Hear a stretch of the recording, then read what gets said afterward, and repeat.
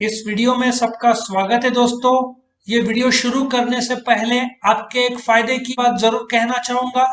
इस वीडियो के डिस्क्रिप्शन में आप जाओगे तो आपको इस सब्जेक्ट का लिंक मिल जाएगा, जिसको आप क्लिक करोगे तो chapter by chapter, question by question सारे के सारे वीडियोस आपको मिल जाएंगे और दूसरे सब्जेक्ट के भी लिंक्स मिल जाएंगे, जिसमें chapter by chapter, question by question सारे वीडियोस मिल जाएंगे। और एक और आपको आइडिया देता हूं, मेरे चैनल को आप क्लिक करोगे तो मेरे चैनल के प्लेलिस्ट पे जाओगे तो आपको 20 के ऊपर सब्जेक्ट्स के लिंक मिलेंगे। बस आपको क्लिक करना है, जो सब्जेक्ट आपको के वीडियो चाहिए, बस आपको chapter by chapter, question by question सारे वीडियोस मिल जाएंगे। तो चैनल को जरूर सब्सक्राइब करो ताकि आपको हर रोज जो हम अपडेट करते वीडियोस वो मिलते रहें। तो हम शुरू करते हैं इस क्वेश्चन का वीडियो अभी। सबसे पहले तो तुमको समझना पड़ेगा कि यूनिवर्सैलिटी मतलब क्या होता है। Basically universality of management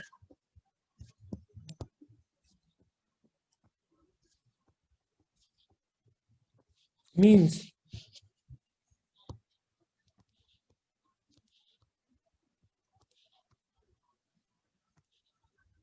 that the principle of management के कुछ प्रिंसिपल्स होते हैं जिसका नंबर कल आएगा। कल हम लेने वाले हैं मैनेजमेंट प्रिंसिपल्स का। कुछ प्रिंसिपल्स है, जैसे 10 लोग रहे तो एक ही बॉस होना चाहिए, 2 बॉस रहे तो एक बॉस ने 10 लोग को एक काम दिया, दूसरे बॉस ने 10 लोग को दूसरा काम दिया। तो प्रिंसिपल मैनेजमेंट का है कि एक ही बॉस होना चाहिए। तो यूनिवर्सिटी ऑफ मैनेजमेंट और एक और प्रिंसिपल बताता हूँ। तुम्हारे एक काम, तुमको एक डिसीजन लेना है। जैसे 12th के बाद बीबीए करना है, बीबीएम करना है, बीसीए करना है, बीकॉम करना है, 4 ऑप्शन है। तुम चारों ऑप्शन एक साथ नहीं कर सकते, तुमको एक ही कोर्स चुनना पड़ेगा बीबीए। अच्छा, चारों कोर्स चुना तो ना ढंग का नॉलेज आएगा, पास होने के भी चांसेस लगभग ना के बराबर हो जाएंगे। So means you should have 5 alternatives but select only one plan.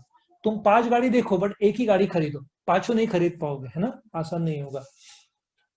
So universe, ये जो प्रिंसिपल थे मैनेजमेंट के कि if there is a department there should only be one boss, and if you have got multiple plans, select only one plan and implement that. Don't implement all the plans together. 10 अलग plan होगा, 10 course एक साथ नहीं कर पाओगे। तो university और universality of management means ये जो प्रिंसिपल अभी जो मैंने बताया, ऑफ कोर्स बहुत सारे प्रिंसिपल थे, उसमें से 2 पॉइंट बताए। That the principle of management are applicable, ये जो प्रिंसिपल्स है are applicable to all types of organisation,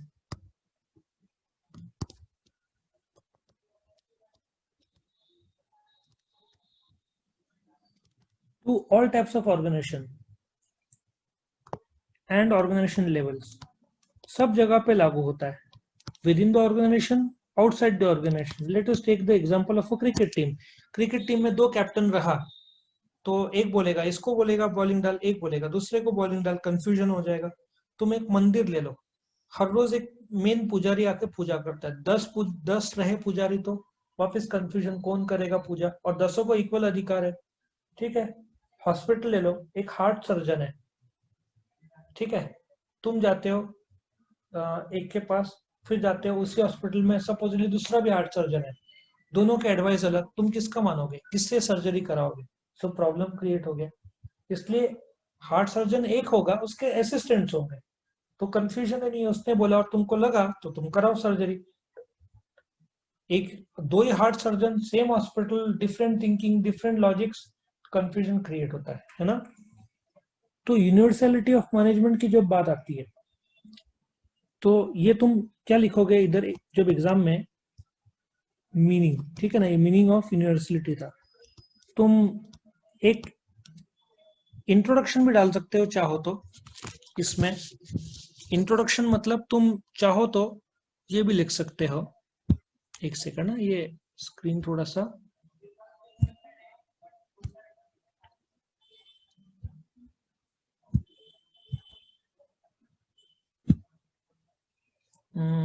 एक सेकंड मैं इसको,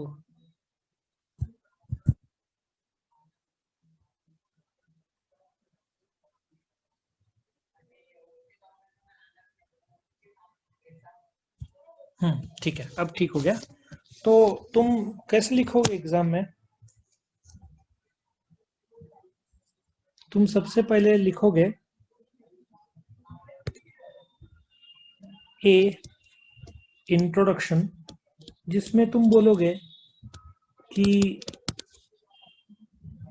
वर्ल्ड में बहुत सारे ऑर्गेनाइजेशंस होते हैं।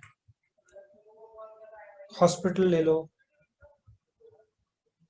पॉलिटिकल पार्टीज रहते हैं, स्कूल्स रहते हैं, कंपनीज रहते हैं, ठीक है ना, होटल्स रहते हैं, व्यापारी रहता है, मैन्युफैक्चरर रहता है, retailer, wholesaler, exporter, importer. But जो मैनेजमेंट के प्रिंसिपल्स है वो यूनिवर्सल इन नेचर है, तुम उसको अलग नहीं कर सकते, ठीक है ना। बेसिक लेवल पे इंट्रोडक्शन, फिर मैंने जो बताया था बी मीनिंग, बी मीनिंग, ठीक है। डेफिनेशन, इसमें हेनरी फॉयल का एक डेफिनेशन भी दिया हुआ है, जिसमें उसने कहा है कि सारे कंपनी, ऑल कंपनीज को planning, organising, commanding, coordination, control तो लगता ही है। देयरफॉर ये मैनेजमेंट प्रिंसिपल्स का भाग है। तुम डेफिनेशन भी लिख सकते हो।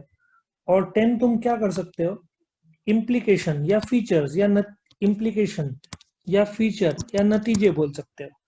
ये इम्प्लीकेशन में शुरू हो जाएगा पॉइंट नंबर 1, ठीक है ना। तुम जब लिखोगे तो उसमें आएगा पॉइंट नंबर 1। सबसे पहला वाला पॉइंट क्या है, management process is universal. Management जो प्रोसेस है, मैनेजमेंट प्रोसेस इज यूनिवर्सल।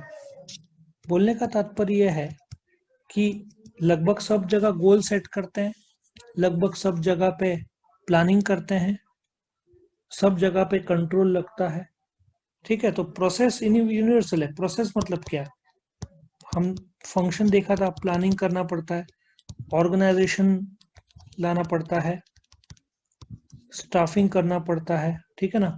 फिर क्या आएगा, डायरेक्टिंग करना पड़ता है, और लास्ट में कंट्रोलिंग करना पड़ता है। ये सारा का सारा मैनेजमेंट का प्रोसेस है जो तुमको मानना पड़ेगा, है ना। तुम इसको अवॉइड नहीं कर सकते। तो ये मैनेजमेंट के फंक्शंस होगा।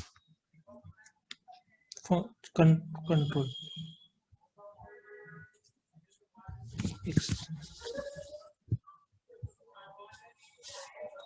कंट्रोल हो जाएगा।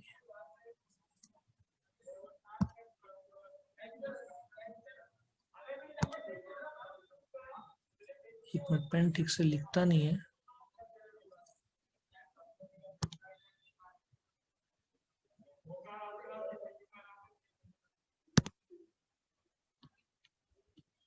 ठीक है, कंट्रोल, ओके। नाउ आगे बढ़ते हैं हम लोग इसमें से। फिर नेक्स्ट पॉइंट क्या रहेगा,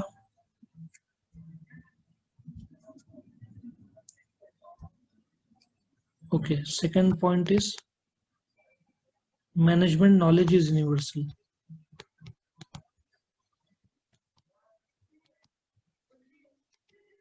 नॉलेज इज यूनिवर्सल। अभी ये क्या है, जो मैनेजमेंट का जो नॉलेज है, इसके जो प्रिंसिपल्स है, जो कंसेप्ट्स है, ठीक है ना, ये यूनिवर्सल इन नेचर है। फॉर एग्जाम्पल, मैंने तुमको बताया था यूनिटी ऑफ कमांड या यूनिटी ऑफ डायरेक्शन, जिसका डिटेल एक्सप्लेनेशन कल आने वाला है जब हम प्रिंसिपल्स लेंगे। तो वो जो प्रिंसिपल है, मैनेजमेंट नॉलेज इज यूनिवर्सल, उसमें एक कंसेप्ट मैं तुमको अभी बता दूं। वो कंसेप्ट है unity of command. Unity of command में you should report to only one boss. If you report to two bosses, वो confusion create होता है। तो ये वाला जो है मैनेजमेंट नॉलेज जो है, इनफैक्ट ये कॉलेज में तो बहुत बढ़िया एग्जाम्पल है। ऐसा कई बार होता है कि कॉलेज वाले एक सब्जेक्ट के 2 टीचर्स रहते हैं, तो क्या होता है कि कंफ्यूजन बहुत सारा होता है। ये लोग कभी कभार चैप्टर्स एलोकेट कर देते हैं, बट ऐसा भी हुआ है कि सेम चैप्टर 2 टीचर ने सिखाया, देन किससे सीखा, किसका होमवर्क मानना, तो दैट क्रिएट्स अ कंफ्यूजन। तीसरा, मैनेजमेंट नॉलेज इज ट्रांसफरेबल। जो मैनेजमेंट नॉलेज है,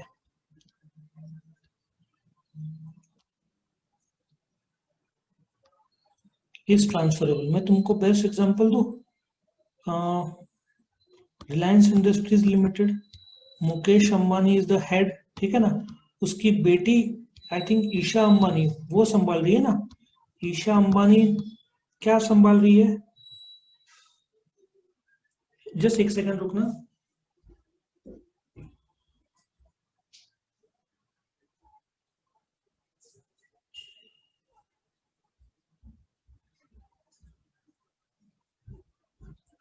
ईशा अंबानी जो है आई थिंक जियो का कुछ हिस्सा वो संभाल रही है।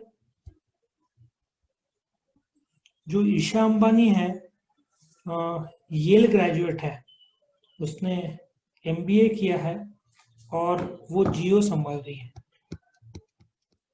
इतने कम उम्र में क्यों? Knowledge is transferable. Mukesh Ambani भी, मुकेश अंबानी के जो फादर थे धीरूभाई अंबानी,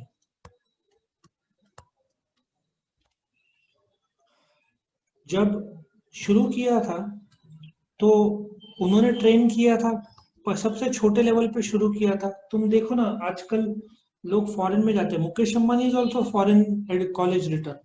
तो जब ये लोग फॉरेन से पढ़ के वापिस आते हैं, इनका ऑलरेडी कंपनी रहता है, प्लस इनका खुद का अनुभव रहता है, और फिर सिखाते हैं तो बहुत जल्दी सीख जाते हैं। तो मैनेजमेंट नॉलेज इज ट्रांसफरेबल, सिखाया जा सकता है। खास करके बिजनेस के लोग जो है उनके बच्चों को तो फास्ट सिखाते हैं, क्योंकि वो लोग उसी माहौल में रहते हैं। यही कारण है बॉलीवुड में जो बॉलीवुड स्टार्स के बच्चे बॉलीवुड में रहते हैं ना, क्योंकि दिन भर वही माहौल में रहते हैं, तो वो लोग वैसे भी समझ जाते हैं बहुत सारा। और जो मैनेजमेंट है जो है एप्लीकेबल टू ऑल लेवल्स है।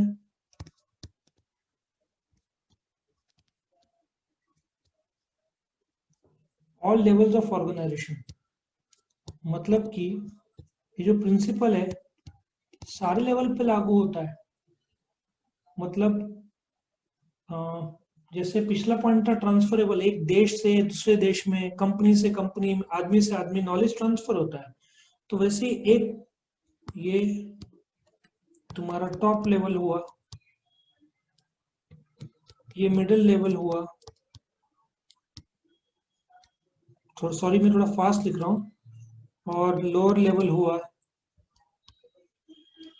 सो जो नॉलेज है, ऑथोरिटी, जो एक प्रिंसिपल है जिसको हम ऑथोरिटी रिस्पॉन्सिबिलिटी बोलते हैं। ऑथोरिटी हमेशा डाउनवर्ड आएगा। Principal has power over the teachers, do you agree? Principal की ताकत है टीचर्स के पास, and teacher is responsible to the principal, responsibility, ठीक है ना। मीनिंग कि authority will always flows downward. ये प्रिंसिपल है वर्ल्ड वाइड। जैसे फादर, तुम फादर को नहीं बोलोगे आप सब्जी लेकर आओ, मम्मी ने तुमको बोला, तुम नहीं बोल सकते, फादर विल टेल यू। मतलब एक घर पे भी एक ऑथोरिटी रहता है, फादर कमाएंगे, तुमको कुछ काम बोलेंगे, तुम अपना जवाबदारी जो पढ़ाई का है वो फादर को बताओगे। सो ऑथोरिटी मतलब ताकत हमेशा नीचे फ्लो होता है, जवाबदारी नीचे से ऊपर फ्लो होता है। ये यूनिवर्सल कायदा है, बराबर है ना। मतलब पंडित या पुजारी रहे तो हम लोग प्रणाम करते हैं, पंडित हमारे पैर नहीं पड़ता, हम पंडित के पैर पड़ते हैं, जो यूनिवर्सल है वो। उसके बाद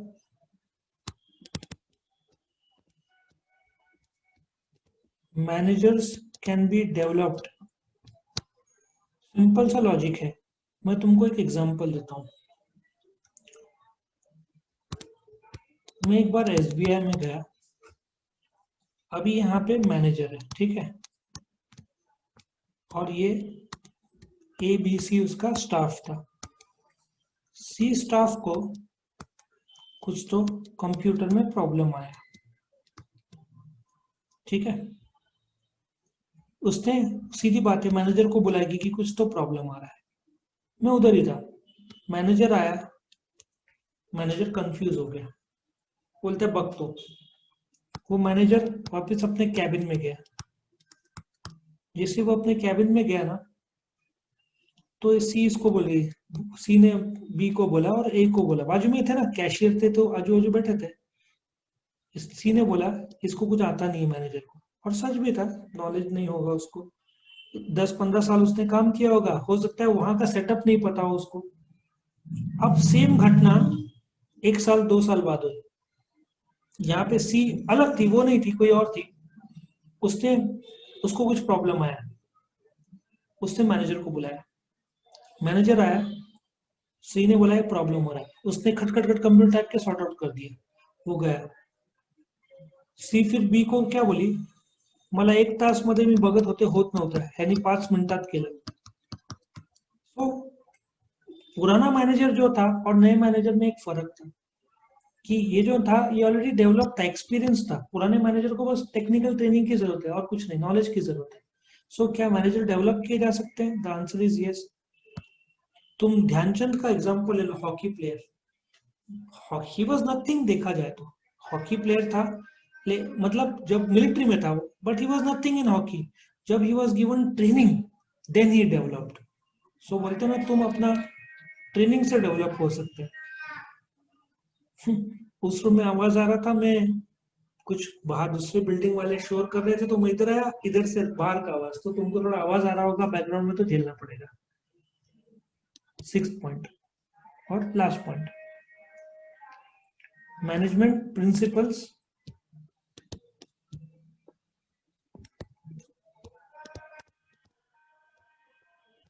एंड फंक्शंस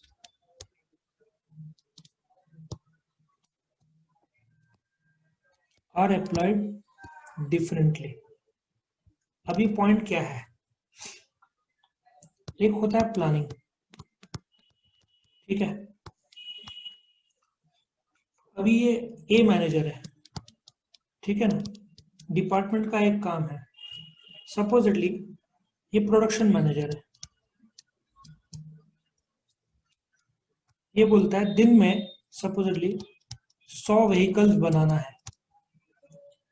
एक मैनेजर है, एक production planning and control department होता है, उन लोगों ने प्लान कर लिया, 100 गाड़ियां बनाया, ठीक है।